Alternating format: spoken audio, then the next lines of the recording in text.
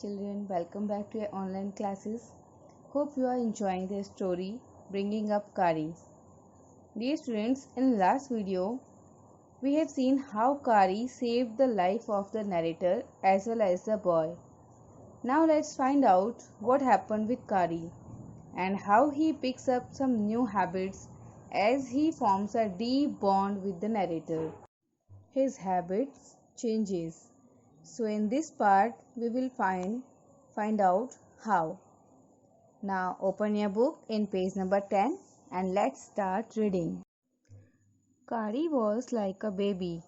He had to be trained to be good, and if you did not tell him when he was naughty, he was up to more mischief than ever.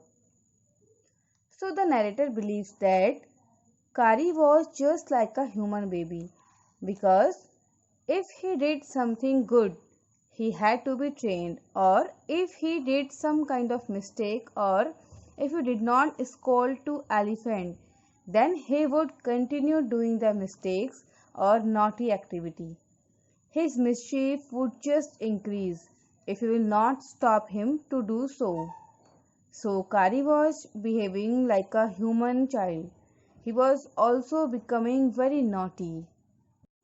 For instance, one day somebody gave him some bananas to eat. Very soon he developed a great love for ripe bananas. So in previous, you remember he would only eat green twigs which were juicy, and even it could not be torn or disfigured. Means the shape of leaves could not be torn. But then one day somebody gave him some ripe bananas and he likes it. So he developed the taste of bananas.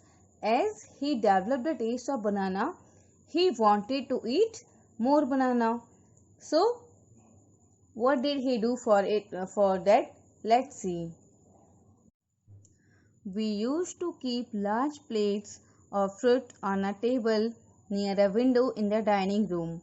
One day, all the bananas on that table disappeared, and my family blamed the servants for eating all the fruit in the house. A few days later, the fruit disappeared again. This time, the blame was put on me, and I knew I had not done it. It made me very angry with my parents and the servants, for I was sure that they had taken all the fruit. The next time the fruit disappeared, I found a banana all smashed up in Kari's pavilion. This surprised me very much, for I had never seen fruit there, and as you know, he had always lived on twigs. Smashed means crushed. So generally we kept fruit basket in our dining table. Just after having a lunch, we take it, or we take it to avoid snacks. Dear students, it's a good habit, no? It's a good habit to take fruit instead of having snacks or oily food. So they used to keep a basket in dining room or in dining table. Now Kari has developed the taste of banana. Now we don't know who was taking away the bananas, but at first the family member of the narrator thought that the servants have taken the banana, and so they blamed the servants. And after some days it happened again. All the banana disappeared. Then everybody blamed the narrator. He was sure. Who? Yes, the narrator. The narrator was sure that servants had taken the fruit, and the blame was just coming to him. So one day in the pavilion of Kari, he found one smashed means crushed. He found crushed banana because he want to search out about this person who is taking bananas from the dining table. So he found a crushed banana where in the pavilion of Kari, and he got much surprised because Kari eats twigs only. And then he thought how banana appeared there. Next day, while I was sitting in the dining room, wondering whether I should take some fruit from the table without my parents' permission, a long black thing, very much like a snake, suddenly came through the window and disappeared with all the bananas. I was very much frightened because I had never seen snakes eating bananas, and I thought it must be a terrible snake that would sneak in and take fruit. Sneak means steal. I crept out of the room and with great fear in my heart ran out of the house, feeling sure that the snake would come back into the house, eat all the fruit and kill all of us. To the narrator, it was very scary or very frightful incidents. Suppose you are sitting in a table and suddenly from the window something comes and take away all the fruit in front of your eyes. Something like a big snake. So you would be scared, right? So it happened same with the narrator. And he got so frightened and surprised also because he had never heard of snake eating bananas. So he thought it was a big, massive, terrible kind of snake stealing in our house, and just after finish the banana he will take another fruit and finally he will be satisfied by killing us. So he thought that it must be snake. You can see in picture now, it just looked like a terrible snake. As I went out, I saw Kari's bag disappearing in the direction of the pavilion, and I was so frightened that I wanted his company to cheer me up. I ran after him into the pavilion and I found him there eating bananas. I stood still in astonishment. The bananas were lying strewn all around him. Strewn means spread out. He stretched out his trunk and reached for one far away from where he was standing. That instant, the trunk looked like a black snake, and I realized that Kari was the thief. I went to him, pulled him out by the ear, and joyously showed my parents that it was Kari and not I that had eaten all the fruit these many weeks. Then I scolded him, for elephants understand words as well as children, and I said to him, "Next time I see you stealing fruit, you will be whipped." He knew that we were all angry with him, even the servants. His pride was so injured that he never stole another thing from the dining room, and from then on, if anybody gave him any fruit, he always squealed as if to thank them. Whip means a piece of leather or rope used for hitting animals, and squeal means to make a long and very loud sound. So now after this incident, the narrator wants a company of Kari to become comfortable. So he went to Kari, and then finally he caught two banana thieves. He saw Kari was eating banana. Yes, it was Kari who was using his trunk to grabbing bananas from the dining table. And with it the mystery of Black Snake also revealed. Then the narrator scolded him and said to him, "Next time I see you stealing fruit, you will be whipped." Means you will be hit by the whip. And after this, Kari's habit improved. He understood just like a human baby. He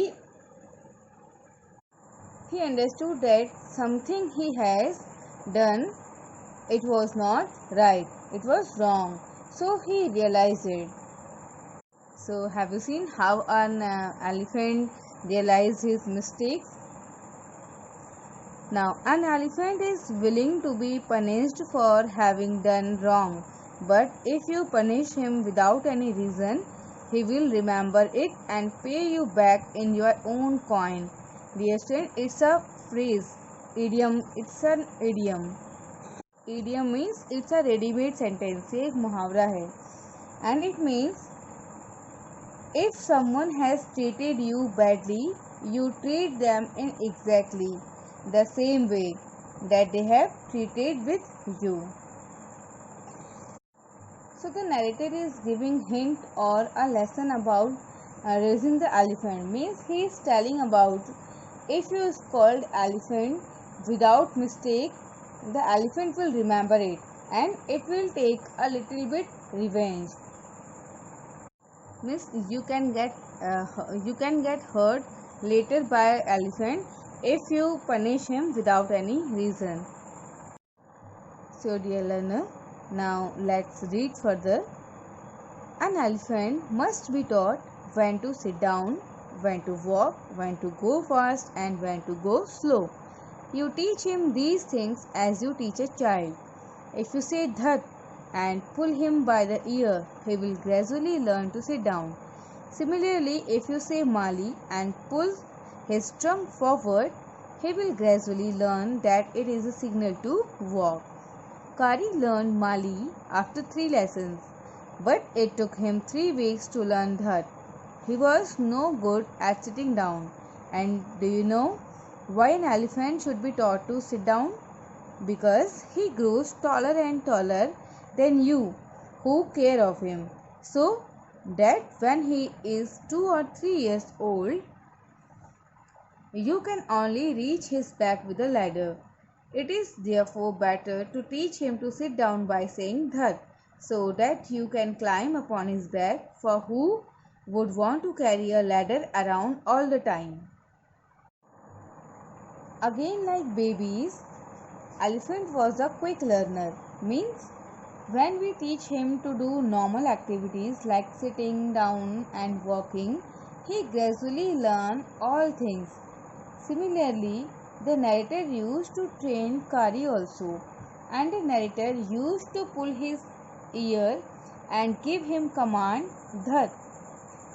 He make him sit down, and similarly if he wanted to him move forward, he gives command Mali and pull his trunk forward, and then he walking start. Kari learned Mali after 3 lessons. Kari took only 3 classes to learn Mali, but it took him 3 weeks to learn Dhat, because it is more difficult for an elephant to sit down and then walk.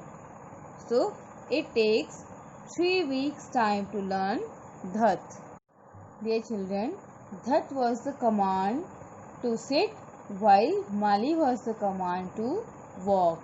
These commands were taught to him just as one teaches a child. The most difficult thing to teach an elephant is the master call. He generally takes 5 years to learn it properly. The master call is a strange, hissing, howling sound as if a snake and tiger were fighting each other, and you have to make that kind of noise in his ear. And do you know what you expect an elephant to do when you give him the master call?